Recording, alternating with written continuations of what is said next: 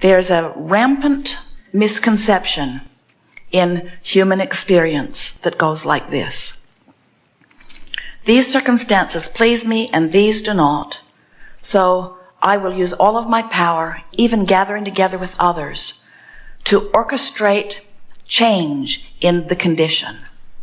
Because a better condition will make us all feel better. And we say,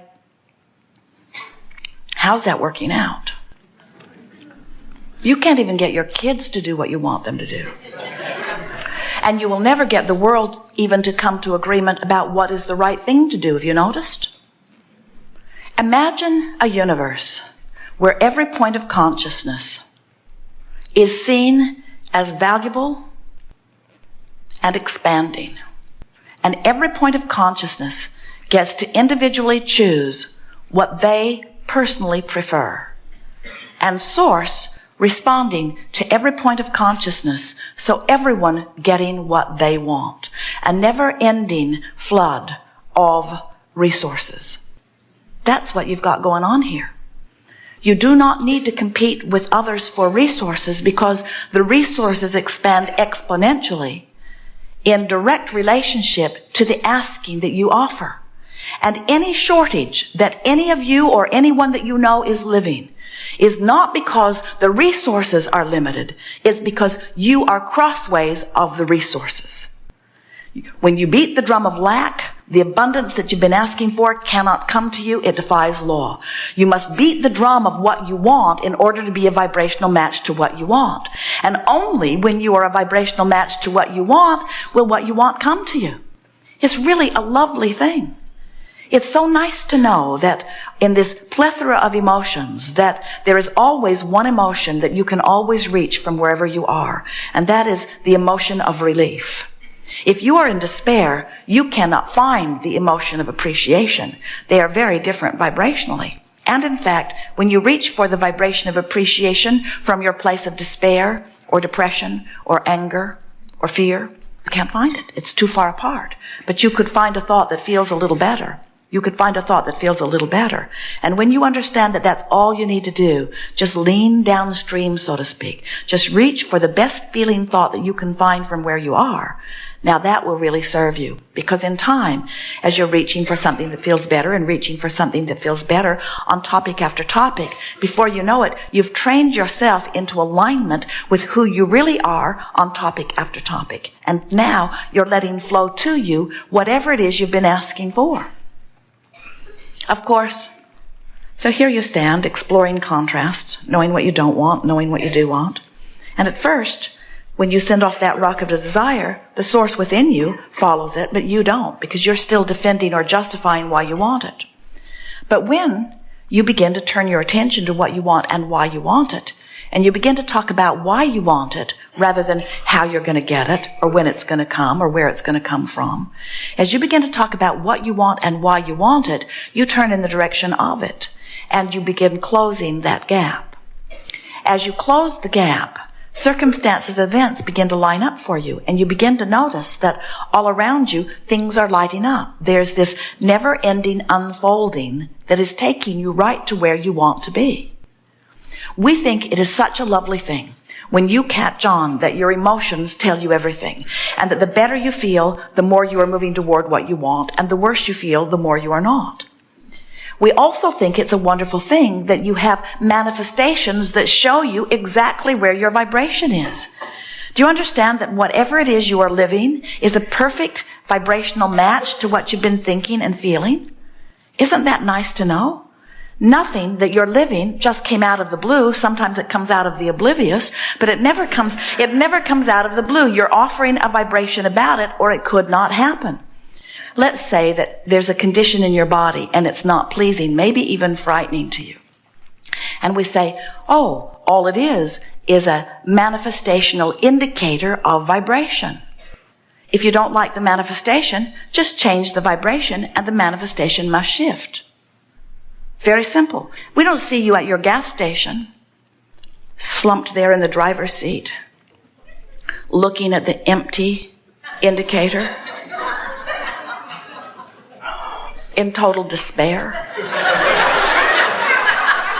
You roll your window down and wait for the nice man to come. And you explain to him that you had hoped for so much more. Look at my indicator. I guess I'm pretty much finished. You don't do that. You just fill it up. You change the indicator. And we want you to understand that you can change the indicator, which means you can change any manifestation. It doesn't matter if you have 12 what they call deadly diseases. It's only an indicator of vibration, and vibration is only what you've been thinking. Change the thought, change the vibration. The indicator must change. It is law.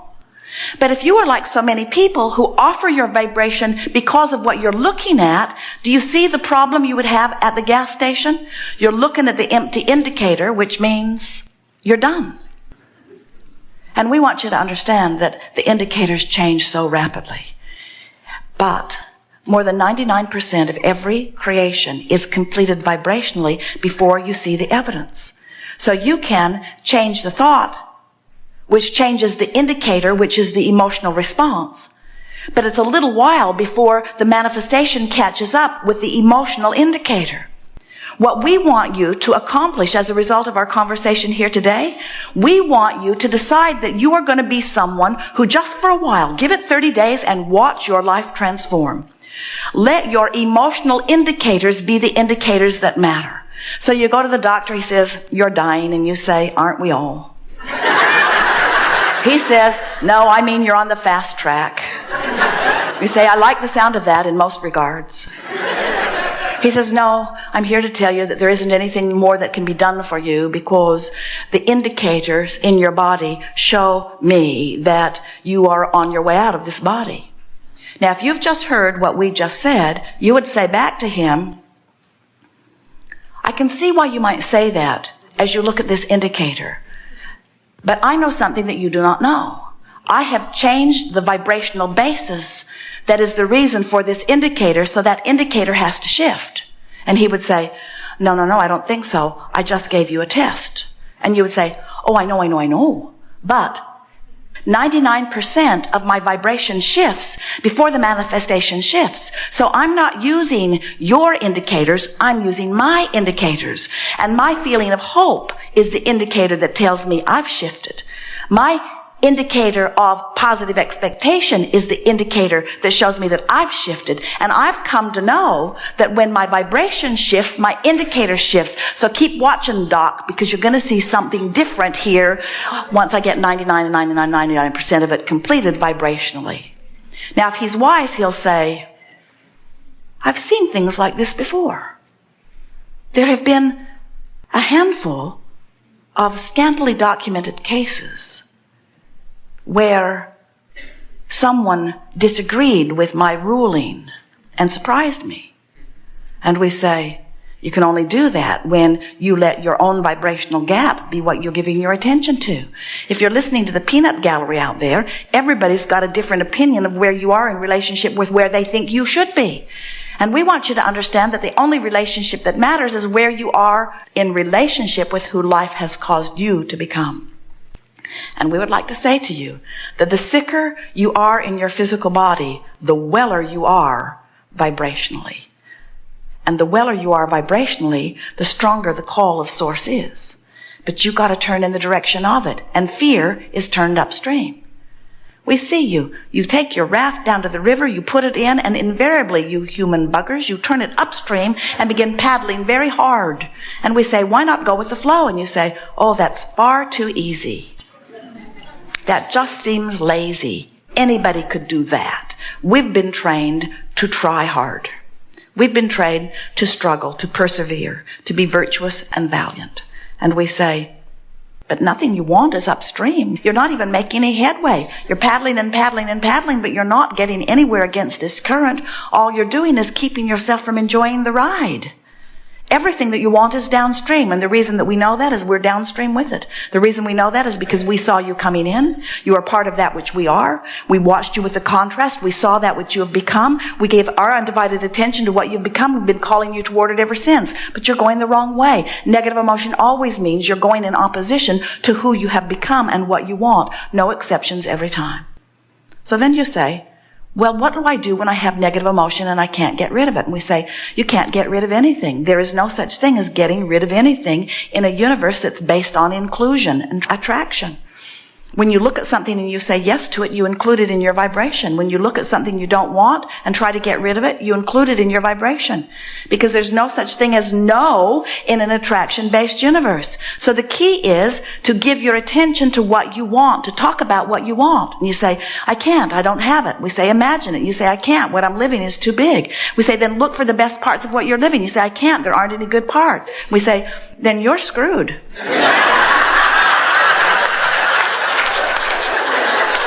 If you have no ability to reason, if you have no ability to decipher, if you have no willingness to try to feel a little better, then you are on empty, and hang on, it'll be over soon.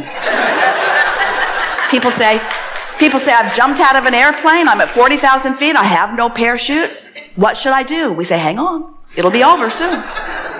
But you're far from that. In other words, you have all of these resources. You have source energy calling you. You have source energy who has become all that you want. There is a veritable fortune amassed for you, and clarity and bodily conditions that will please you in relationships. All of the things that your life has helped you carve out are here for you, calling you toward them, and so close to you. If you knew how close you are to the success that you want, and if you would let the success that you seek be emotional success of joy, if you would say, nothing is more important than the way I feel, and today, no matter where I'm going, no matter what I'm doing, it is my dominant intent to look for that which I'm wanting to see.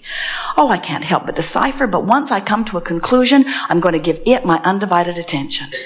Do you go to the buffet and say to the nice people behind the counter, I don't like that, and I don't like that, and I don't like that, and I don't like that, and I don't like that, and I don't like that. I really don't like that. That sort of makes me sick even to look at it. I don't like that, and I don't like that, and I don't like that. And in time, they would say, this might go faster if you would just tell us what you do want us to put on your plate. We think that your ability to decipher contrast has sort of gone awry in the sense that you become so problem-oriented. That's what's going on with this global warming thing. Do you know, if you were to accurately depict the bad things that are going on your planet in relationship with the good things, and CNN or some other news channel were to make a commitment that they would give you a proportionate accounting of what's going on, the news would go zip across your screen once a year. Zip. And you say, what's that? Oh, that was this year's bad news. But instead, they scour the planet after sending their own insiders of trouble. And they focus upon pockets of things not going well. They exaggerate them, put music behind them, and put them on an incessant loop and feed them into your living rooms. And you come away with it with a distorted, disproportionate view of this magnificent planet of well-being upon which you are living. You don't focus there and destroy your planet because you are not the creator of this planet. Good for you. You don't destroy the planet by focusing negatively upon it. You just use it as your temporary excuse to not allow you to be who you are. In other words, you just use it as one more reason to not allow the resources that are flowing to you to flow to you. The good news is the dilution ratio is such that many of those who are really, really, really, really worried about things, the longer you live, the more you find to fuss and worry about things. You keep croaking. And that's such a good thing. Because when you do, you reemerge back into pure positive energy, and new energies come forth frisky and knowing well-being predominantly. Then there is the animal content of your planet. They are pure positive energy. Those that you domesticate begin to act a little bit like you, but those in the wild who are on the whole pure positive energy, they are adding enormously to the balance of your planet. And then there are those like you who come into conscious, deliberate alignment, in other words.